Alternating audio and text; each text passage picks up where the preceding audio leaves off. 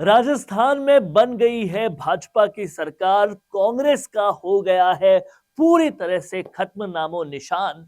और ऐसे में अब कांग्रेस से जो जातियां पूरी तरह से दुखी हो चुकी हैं, कहीं ना कहीं नाराज हो चुकी हैं, और उन जातियों के जो दूसरे इन्फ्लुएंसर्स थे उनकी भी हालत खराब हो गई है। भाजपा ने पूरा उनका वोट ले लिया है और उन्हीं में से एक जाति है जाट। अब कहीं ना कहीं सरकार बनने के बाद, ये पता होने के बाद कि जाट हमसे नाराज हैं, कांग्रेस ने एक दाव खेला है।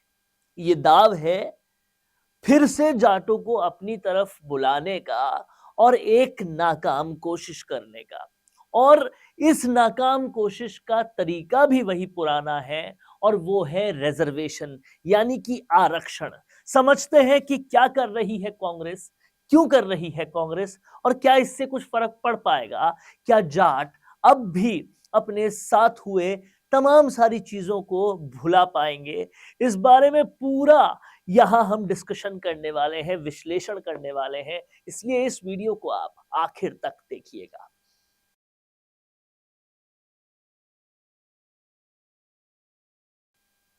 जाट यानी कि सबसे बड़ा वोट बैंक।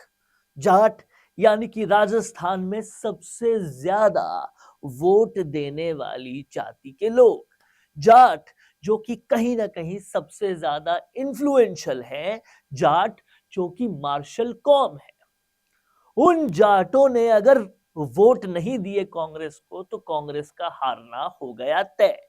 क्योंकि कांग्रेस ने जाटों के साथ क्या क्या किया, इसका एक बहुत लंबा, बहुत बड़ा, बहुत ही विस्तृत इतिहास है, जो शुरू होता है महिपाल मदेरणा से, दिव्या मदेरणा तक जाता है, जो कहीं ना कहीं मिर्धा परिवार में क्या क्या हुआ उस तक जाता है, और किस तरीके से तमाम सारे जाटों के साथ बुरा किया, चाहे वो हरीश चौधरी हो या फिर हेमाराम चौधरी।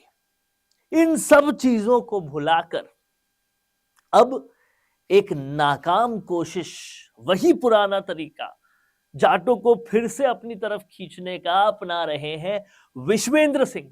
वो विश्वेंद्र सिंह जो अपना घर नहीं संभाल पा रहे, वो विश्वेंद्र सिंह जिनका खुद का बेटा उनके खिलाफ है, वो विश्वेंद्र सिंह जिनकी खुद की पत्नी अपने खिलाफ है, वो समाज को कांग्रेस की तरफ ले आने का बीड़ा उठाया है, और वो भी बिल्कुल पुराने घिसे पिटे और घटिया तरीके से, जो कि रिजर्वेशन का तरीका है। कहना यह है उनका कि भरतपुर और धौलपुर के जाटों को केंद्र सरकार की नौकरियों में रिजर्वेशन देना चाहिए, और इसके लिए मीटिंगें बुलानी शुरू कर दी है और कहीं ना कहीं बातचीत शुरू कर दी है। लेकिन समझना होगा कहीं ना कहीं विश्वेंद्र सिंह को भी कि अब मामला पुराने तरीकों से नहीं चलेगा। आपके पूर्व चीफ मिनिस्टर ने बहुत पुराने तरीके अपना लिए सरकार में वापस आने के, लेकिन उन पुराने तरीकों से भ्रष्टाचार को भूल नहीं पाई जनता, उन पुराने तरीकों से पेपर लीकों को, अपराधों को नहीं भूल पाई जनता, और जातियों के साथ जो बुरा किया है, जो बुरा गुर्जरों के साथ किया, जो बुरा जाटों के साथ किया, उनको भी नहीं भूल पाई जनता। और इसके लिए पूरी तरह से शिकस्त दे दी, खत्म कर दिया जनता ने। अब ये जो रिजर्वेशन का फंडा वापस उठा के लाया गया है, हो सकता है कि ये एक डिमांड भर हो, लेकिन वहां विश्वेंद्र सिंह ने जो अपनी राजनीतिक रोटियां सेकी है, उन रोटियों को लोग पहचान रहे हैं, उन चालों को लोग जान रहे हैं। ये समझना होगा कि ऐसी चालें अब चलने वाली नहीं है।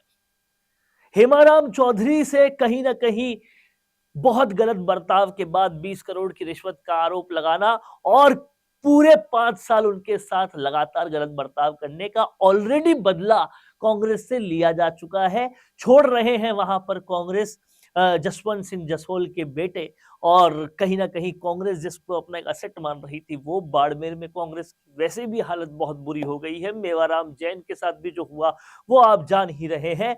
और इस तरह से कहीं ना कहीं जाटों के साथ जो कांग्रेस ने किया, उससे कांग्रेस को पूरा एक आईना मिल रहा है। दिव्या मदेरणा पूरे 5 साल जब वो विधायक थी, कांग्रेस को पानी पी के कोसती रही, खासकर मुख्यमंत्री गहलोत को और उनकी सुरक्षा व्यवस्था को।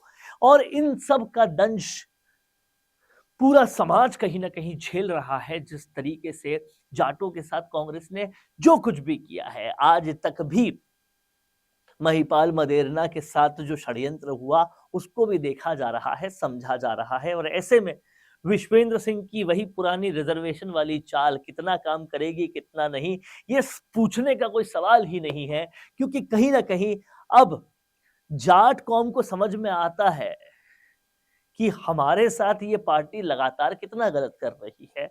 और अब हालांकि सीएम कोई भी नहीं बना पाया जाट कौम से, लेकिन बीजेपी ने कोशिश की है कोई अच्छा मिनिस्ट्रियल पद देने की, और यूडीएच मिनिस्टर बनाया है खर्रा को। और कहीं ना कहीं बीजेपी से अब थोड़ी आशाएं लगा सकते हैं, क्योंकि जाटों को तो जितना बढ़ाया उतना बढ़ाया ही है, लेकिन हिंदुत्व की तरफ वो आगे बढ़ रहे हैं। अब ऐसे में विश्वेंद्र सिंह की ये कोशिश पूरी तरह से नाकामयाब होती हुई दिखती है। और कहीं ना कहीं उन्हें अपने करियर का, पॉलिटिकल करियर का एक अंत नजर आ रहा है। इसीलिए आखिरी ऐसी नाकाम कोशिशें कर कर वो आगे बढ़ने की कोशिश कर रहे हैं। हमारी यही सलाह होगी विश्वेंद्र सिंह को कि पहले अपने बेटे अनिरुद्ध सिंह को अपनी तरफ करें और फिर अपने घर को संभालें, और उसके बाद पॉलिटिकल करियर को आगे बढ़ाने संभालने के लिए कोई ऐसी चीज करें जो जनता को आपकी तरफ लेके आए। दल बदलने की आपकी आदत, पाला बदलने की आपकी आदत, और कहीं ना कहीं पायलट के साथ जो धोखा मुख्यमंत्री गहलोत से पहले आपने किया, वो आदत अब जनता समझती है। इसीलिए पहले अपनी आदतों में बदलाव लाएं और उसके बाद चीजों को ठीक करने की कोशिश करें। देख रहे हैं आप लोग राजस्थान संवाद, मेरी बात से कितना सहमत है कमेंट करके बताएं और देखते रहिए राजस्थान संवाद। अब आपको मिल सकती है लाइव चैनल में काम करते हुए पत्रकारिता की डिग्री। यूजीसी अप्रूव्ड यूनिवर्सिटी से मिलने वाली इस डिग्री के साथ आपको मिलेगा लाइव चैनल पर रिपोर्टिंग, एंकरिंग और प्रोडक्शन में काम करने का मौका। काम करने के साथ सीखना और 70% प्रैक्टिकल और 30% थ्योरी के पैटर्न से सिखाते हुए आपको एक पूरा कोर्स करवाया जाएगा। यही नहीं, यहाँ आपको इंडस्ट्री के हिसाब से ट्रेन करने के लिए आज तक सी न्यूज और कई चैनलों में काम करने वाले लोग लेक्चर्स देंगे। साथ ही परमानेंट फैकल्टीज भी इन चैनल्स और अखबारों में लंबा एक्सपीरियंस ले चुके लोग भी होंगे। इसके साथ ही टीवी, न्यूज़पेपर जैसे ट्रेडिशनल मीडिया की लाइव प्रैक्टिकल ट्रेनिंग के अलावा आपको यहाँ पर डिजिटल मीडिया और डिजिटल मार्केटिंग भी इंडस्ट्री नीड्स के हिसाब से सिखाई जाएगी। तो केवल रटना लिखना नहीं, बल्कि इंडस्ट्री जैसा टैलेंट चाहती है, उसकी प्रैक्टिकल एजुकेशन के साथ कीजिए मास कम्युनिकेशन और जर्नलिस्ट या मल्टीमीडिया एंड एनिमेशन की BVOC डिग्री। और प्लेसमेंट असिस्टेंट से लेकर ट्रेडिशनल और डिजिटल मीडिया की सारी इंडस्ट्री ट्रेनिंग विद इंटर्नशिप आपको मिलेगी मिशिगा इंस्टीट्यूट ऑफ मीडिया स्टडीज में।